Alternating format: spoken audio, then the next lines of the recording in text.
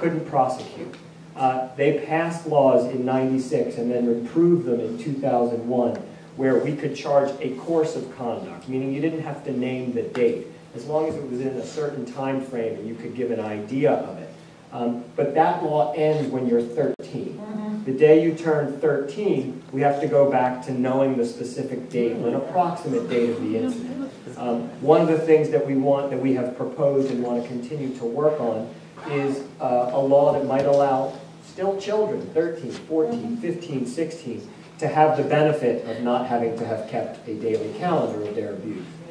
You know, I don't know if many people know that, because I remember when the course of sexual conduct, when that was passed, but I think a lot of us actually perceived that it was older than 13. Well, I don't want to look a gift horse in the mouth. No. It was a tremendous law that was passed that gave us a whole new tool to work with kids of repeated abuse. Well, we could use some. But you need more, Tom. This isn't. This is one for you. This is a bill for you. Yes. Onondaga versus what's happened in Pennsylvania. Well, tell us. How did you address? Well, in Syracuse, less than a week ago, after an alleged lengthy review, the district attorney of Onondaga County stepped forward and said, well, it's too late. Whereas in Pennsylvania, it's not too late. No, because of the statute of limitations. Exactly. You know, and so we got to do something about this. We need Pennsylvania. Well, for some victims in Pennsylvania, it is too late, but there's a little bit longer statute. What's the age in Pennsylvania? This is for civil. Yeah. Right. Which remember, is different. I believe they have 12 years, and if they're under 18, then that doesn't start at cover 18, so essentially to 30. Oh, okay. So, Bob, what would you want? Well, again, we've got, as you mentioned, our criminal statute of limitations has gotten almost as good as it gets for the most serious offenses against children, or even forcible allegations against an adult. There is no statute of limitations. Used to be only murder you could prosecute till eternity. Now, for the most serious sex offenses, we can prosecute. Now, as you mentioned, it doesn't go retroactively in criminal cases. So if the abuse was committed and the statute had run, meaning too much time had passed, before 2008 when they passed that law, the Supreme Court of the United States is very clear, you can't prosecute criminally. There is no bill we could pass that would change that.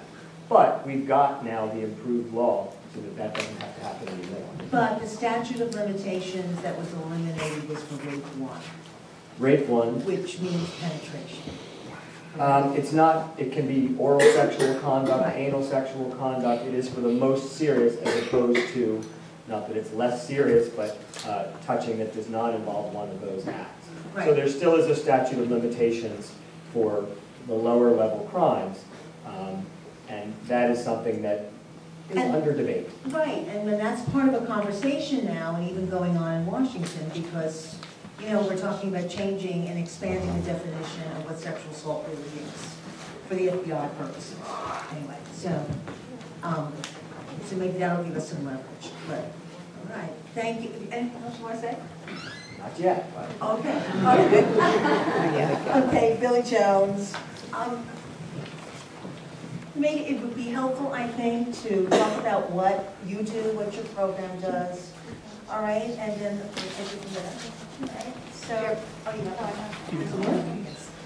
So I am from Kingsbridge Heights Community Center in the Bronx, the Child Sexual Abuse Treatment and Prevention Program. We are a long-term free therapy program for children.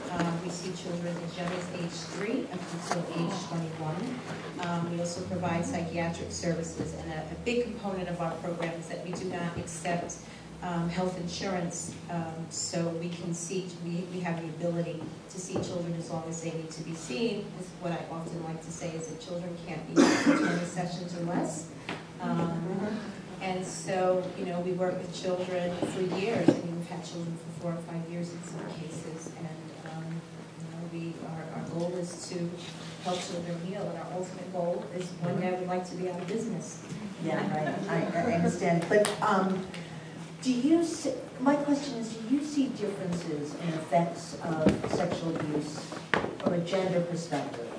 You know, with girls, with boys. We've been talking a lot about, which I think is quite wonderful, because my program does see a lot of male victims, and we have for quite a while, but nobody wanted to talk about male survivors.